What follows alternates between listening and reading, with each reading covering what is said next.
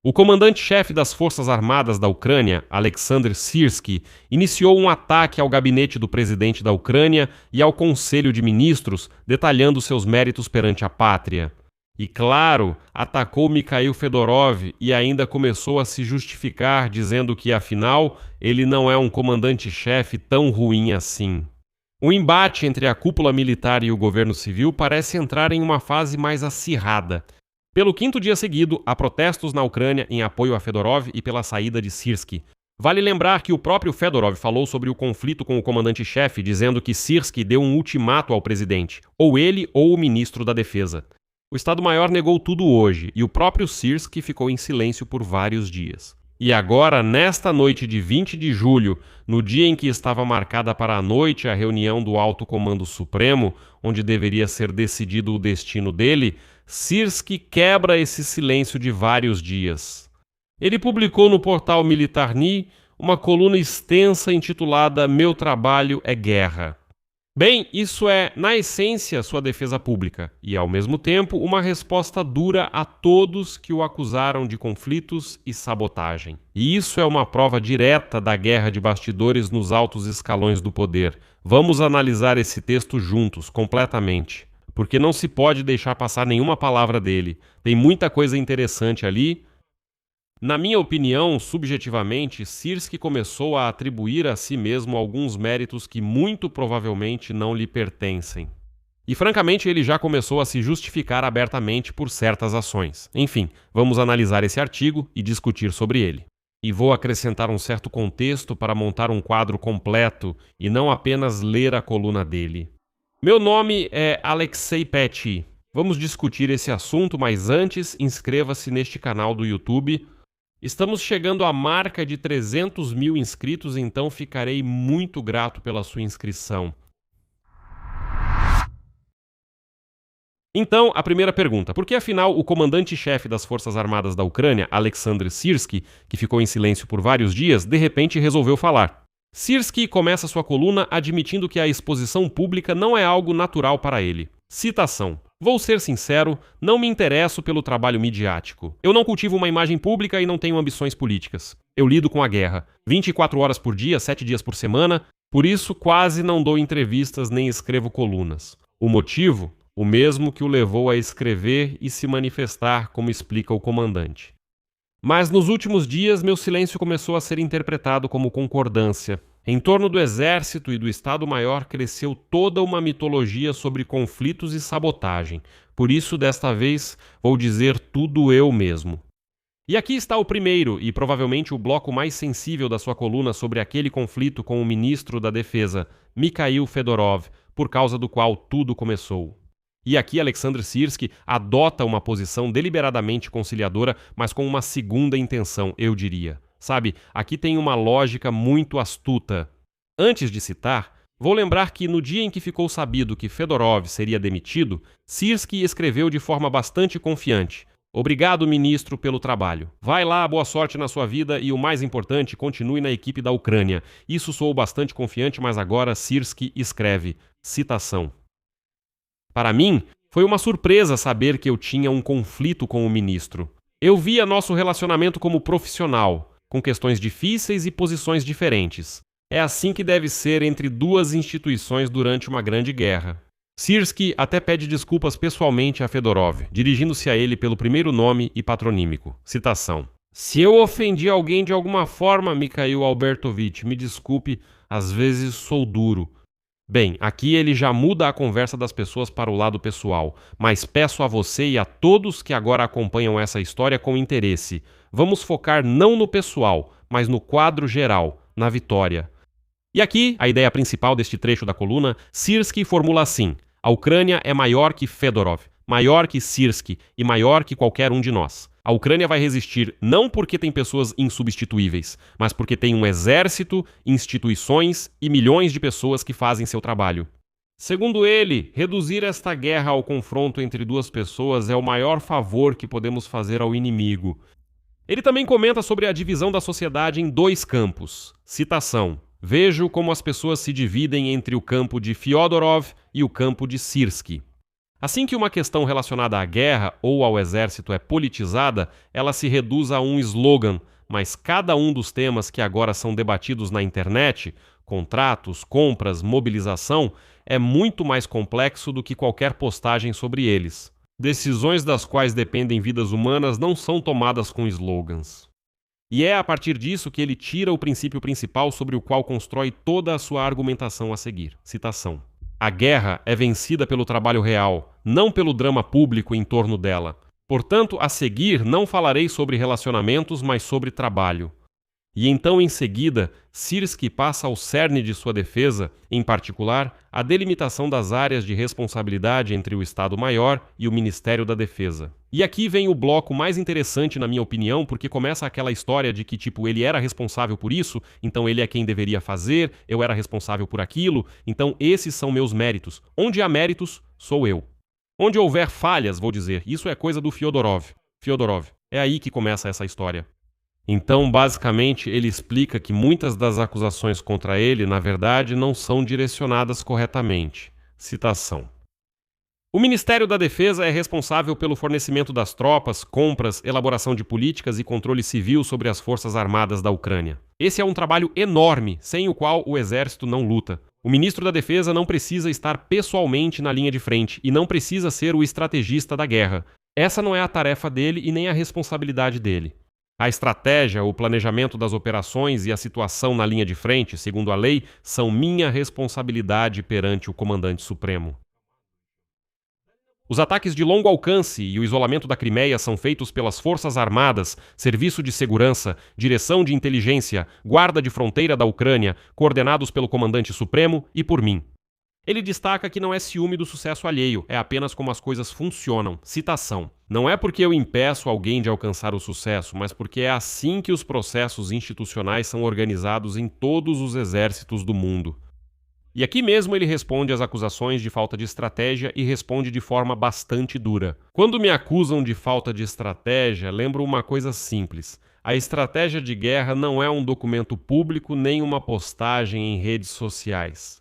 Ela é apresentada ao Comandante Supremo e seu resultado é visível na linha de frente, onde um exército de 1 milhão de homens há 4 anos resiste a um inimigo superior.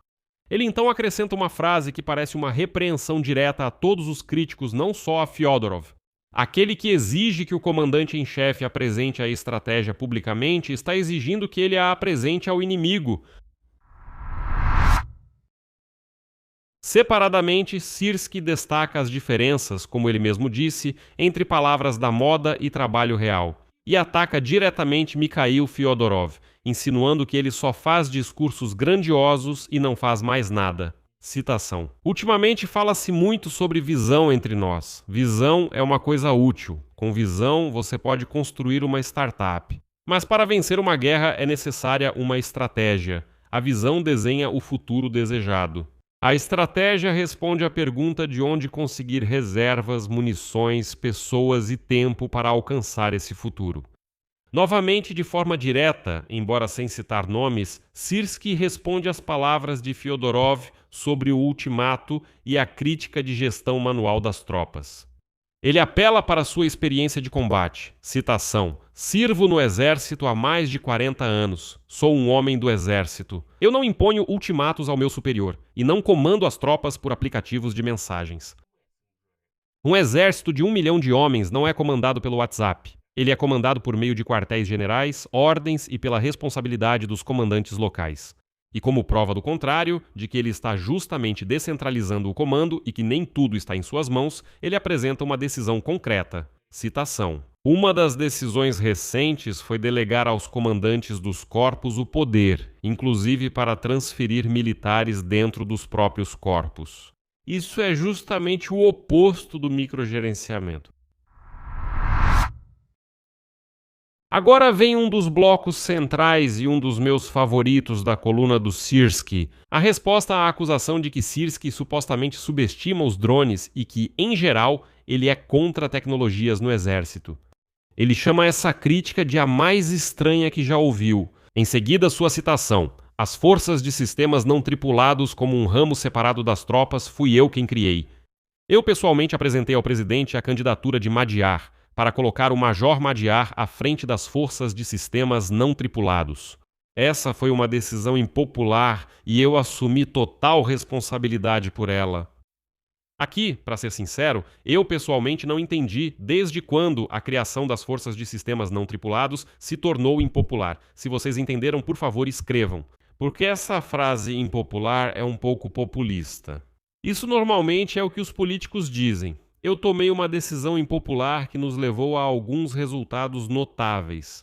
Ele diz que o SBS foi criado como uma decisão impopular e que ele assumiu a responsabilidade e aqui estão os resultados. Não sei. Ele também explica por que escolheu justamente Robert Madiar Brody. Citação. Porque ele não apenas cresceu de soldado a oficial, mas também criou uma unidade única e tem visão. Todos nós vemos o resultado todos os dias. Aqui quero agradecer especialmente ao Madiar. E então, a conclusão de toda essa história por parte do Sirski é categórica. Uma pessoa que não quer lutar com drones não cria o primeiro ramo independente de tropas de sistemas não tripulados do mundo e não coloca um comandante à frente disso, contrariando todas as tradições da hierarquia militar. Enfim, está claro que agora Fedorov e Sirski vão disputar sobre de quem afinal é esse mérito. Sirski já está insinuando que a criação das forças de sistemas não tripulados, que todos esses ataques de drones contra a Rússia já são mérito pessoal dele. Não vou comentar se isso é verdade ou não. Bem, depois disso, ele expressa o que considera seu dever como pessoa responsável pela linha de frente. Esse é um aviso contra o desequilíbrio apenas em favor dos drones. Citação.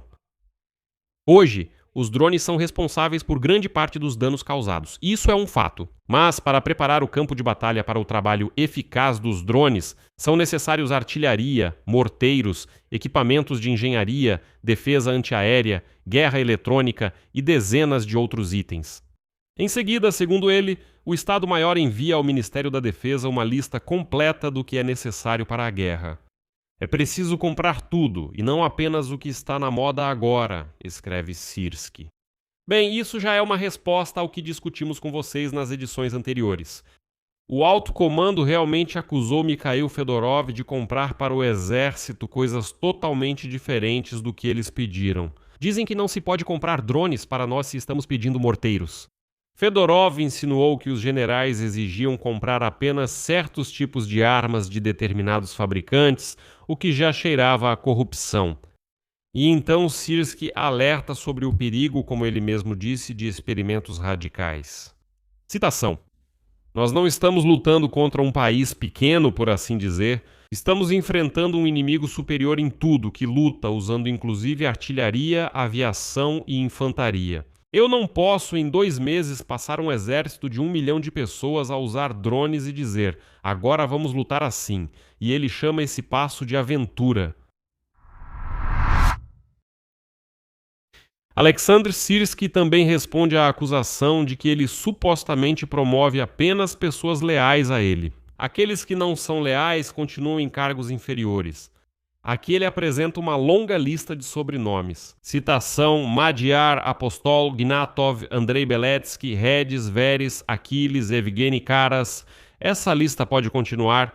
Essas são pessoas que cresceram do quadro de oficiais subalternos até cargos de liderança. Eu os nomeio, eu os promovo, eu cuido deles. Muitas dessas nomeações foram impopulares no sistema. Eu fiz essas nomeações porque meu único critério é o resultado. Amigos, mais uma vez não consigo me conter. A nomeação de qual dos oficiais de combate listados foi impopular? Aqui, Sirski fala pela segunda vez em sua coluna que tomou algumas decisões impopulares.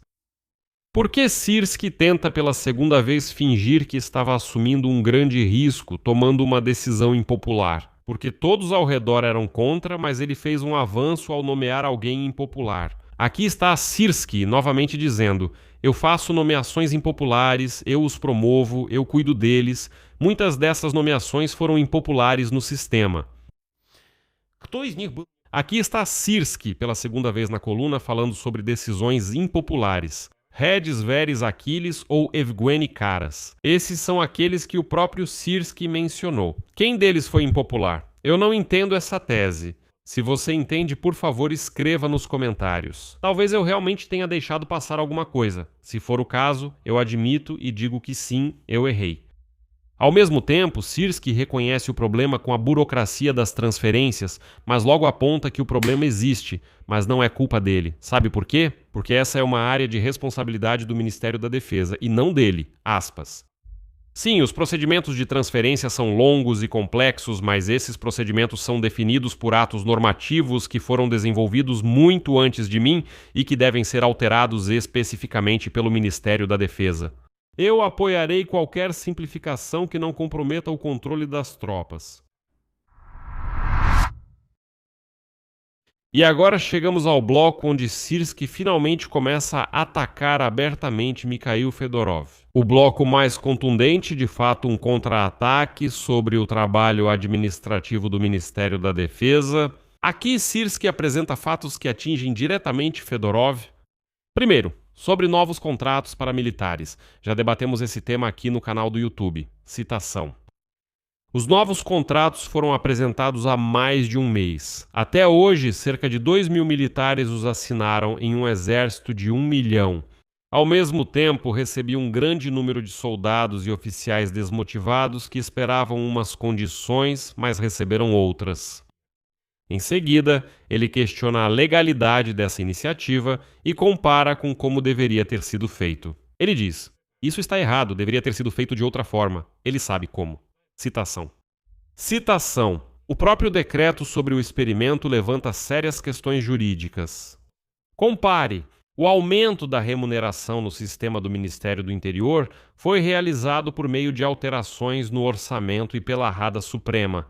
Aqui está a diferença entre uma decisão e uma apresentação, porque apresentações não devem se transformar em autopromoção. Por trás de cada slide deve haver um documento, um orçamento e um programa, um procedimento. Caso contrário, em vez de uma decisão, o exército acaba frustrado. Em parte, posso concordar com Sirski, que realmente por trás de cada slide devem haver documentos, orçamentos e procedimentos. Tudo deveria ter sido simplesmente calculado perfeitamente com antecedência, antes de apresentar tudo isso. Sirski diz a mesma coisa sobre a reforma da mobilização. Mais uma vez, enfatizo que a tarefa foi dada pelo presidente Zelensky, mas quem deve executá-la não é ele, claro que não, e sim o Ministério da Defesa. Agora, mais uma citação de Sirski. E ela é extremamente reveladora, pois sim, realmente houve um conflito muito sério entre ele e Fedorov, com tentativas de transferir a responsabilidade um para o outro e dizer: tudo de bom sou eu, tudo de ruim é ele. Agora, uma citação. As forças terrestres e os centros territoriais de recrutamento estão sob minha responsabilidade e estamos prontos para mudanças. Participamos de todas as sessões da Rada Suprema. Encaminhamos todas as violações ao Bureau Estatal de Investigações. Insistimos na participação da polícia na mobilização. Mas a própria reforma, o trabalho legislativo e administrativo, é responsabilidade do Ministério da Defesa. Eu a espero assim como todo o país espera. Resumindo, aqui o Sirski fala diretamente. Ouçam, a mobilização tem problemas. Também há problemas com os centros territoriais de recrutamento, mas me deixem em paz com essas perguntas. Quem deveria cuidar disso era o Fedorov. Ele diz: mobilização e centros territoriais de recrutamento não são comigo, isso é com o Ministério da Defesa. Se algo estiver errado, enviem tudo para lá. E Fyodorov, por sua vez, garante que deixem ele em paz, dizendo que os centros territoriais de recrutamento respondem diretamente às forças terrestres e as forças terrestres respondem diretamente a Alexandr Sirski. E era ele quem deveria resolver esse problema. Enfim, como vocês podem ver, estão novamente jogando esse problema difícil um para o outro. Mas a crítica mais pesada contra Fyodorov diz respeito ao pagamento dos militares. Essa é realmente uma questão controversa e aqui Sirski, bem, em parte dá para concordar com ele também. Por outro lado, olhando para os resultados na linha de frente e não só na linha de frente, você começa a pensar que talvez realmente valesse a pena fazer esse experimento. Ou seja, Sirski liga diretamente o problema do pagamento dos militares à decisão de Fyodorov. Citação. O senhor ministro Fyodorov disse publicamente que parte dos recursos dos salários dos militares foi direcionada para a compra de drones. E por causa disso surgiu a questão do financiamento dos pagamentos para o segundo semestre. A posição do comandante-chefe sobre essa questão pode, em princípio, ser considerada o ponto culminante de toda essa coluna que saiu hoje. Citação. Vou falar diretamente. O salário do soldado não é uma reserva para redistribuição. É uma obrigação do Estado perante as pessoas que arriscam a vida todos os dias. Segundo Sirski, junto com o governo, estão agora buscando uma solução para que cada militar receba o seu pagamento em dia e integralmente. E como ele diz, uma lição para o futuro. Decisões sobre bilhões não podem ser tomadas sem calcular as consequências para 1 milhão de pessoas. E separadamente Alexandre Sirski enfatiza a quem ele dirige todo esse texto. E isso já é uma crítica aos manifestantes e insatisfeitos. Citação. Destaco separadamente. Esta coluna não é para aqueles que discutem nas redes sociais, ela é para aqueles que carregam diariamente o peso da guerra. Para os nossos guerreiros, não importa quem venceu uma discussão na internet. Eles precisam de munição, rotação, pagamento em dia e a certeza de que o Estado está ao lado deles, e não brigando. E no final, Sirski destaca pontos que soam ao mesmo tempo como um juramento de lealdade ao Estado e como uma declaração de que ele não pretende ir embora assim tão facilmente. Citação. Eu não estou em guerra com o Ministério, eu estou em guerra com a Rússia. O Estado-Maior nunca se opôs ao Ministério. Nós cooperamos e vamos continuar cooperando com qualquer ministro que o Estado nomear, porque no Exército não se escolhe com quem servir. No Exército cumprem-se ordens e fazem o seu trabalho. E toda essa coluna termina, eu diria quase com uma declaração programática do comandante-chefe das Forças Armadas da Ucrânia. Citação. Meu trabalho é a guerra. Estratégia, frente, pessoas, é com isso que eu lido e continuarei lidando. De preferência sem entrevistas e colunas. Quer dizer, me deixem em paz, eu estou lutando e é isso, não se intrometam comigo. E o acorde final, que nos leva de volta à ideia principal de todo esse texto, soa assim. A Ucrânia é maior do que qualquer nome, e a Ucrânia vai resistir se cada um fizer o seu trabalho no seu lugar. Vamos adicionar mais contexto. É claro que a coluna do comandante-chefe das Forças Armadas da Ucrânia, Alexandre Sirski, não foi publicada isoladamente. Ela ter surgido exatamente hoje, 20 de julho, também não é coincidência. Resumindo, tudo começou em 15 de julho, quando Zelensky demitiu o ministro da Defesa, Mikhail Fedorov, formalizando isso através da renúncia de todo o gabinete do ministro. Mais tarde, todos nós soubemos que o problema estava no conflito insolúvel entre Fedorov e Sirski. Depois disso, começaram os problemas. Protestos primeiro a favor de Fedorov, depois contra Sirski. Os manifestantes exigiam a volta de Fedorov como ministro da Defesa e a demissão do comandante-chefe Sirski. O próprio Fedorov já deu a entender que está pronto para voltar, mas apenas para o cargo de ministro da Defesa. Pelo que entendemos da coluna de Sirski, ele não pretende sair de jeito nenhum. Durante os protestos, Zelensky se reúne pessoalmente com comandantes de combate por vários dias consecutivos. Inclui Dropati, vice-chefe do Estado-Maior das Forças Armadas da Ucrânia, Vladimir Gorbatyuk, e o comandante das tropas de assalto aerotransportadas, Oleg Apostol. Este é o comandante do 3º Corpo de Exército, Andrei Beletsky, entre outros. É justamente nesse grupo de 4 que agora se concentram todas as conversas sobre serem candidatos ao cargo de Sirski. Todos são apontados como possíveis substitutos de Alexandre Sirski. Já fiz um episódio detalhado sobre isso, então não vou entrar em detalhes aqui. Com certeza, acesse o canal do YouTube e assista a esse vídeo. E melhor ainda, inscreva-se no meu canal do Telegram, Pet e News. O link está na descrição deste vídeo. Lá são publicados todos os materiais e anúncios dos novos episódios no YouTube para que você não perca nada e saiba exatamente o que você quer assistir e o que, em princípio, não é obrigatório ver. Porque lá eu publico o anúncio do vídeo e descrevo claramente a estrutura do episódio. Você já pode ler rapidamente e entender sobre o que será esse episódio. Desculpe, vamos voltar ao assunto.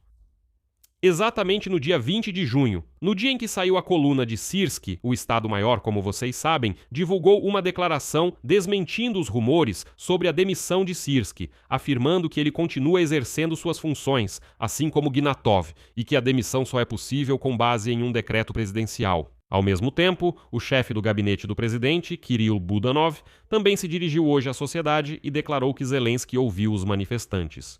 E bem, nesse contexto todo, algumas horas antes do anúncio, Hoje, o comandante supremo Alexander Sirski publicou sua coluna. Na verdade, é a sua declaração pública em sua própria defesa em um momento decisivo. Ele responde a todas as principais acusações, parte para o contra-ataque contra o Ministério da Defesa e, ao mesmo tempo, demonstra lealdade ao Estado, enfatizando que trabalhará com qualquer ministro que for nomeado. Como mencionei no início, ele pede desculpas ao Fyodorov, diz que às vezes é duro, não entendeu o Fyodorov e nunca pensou que tivessem um conflito.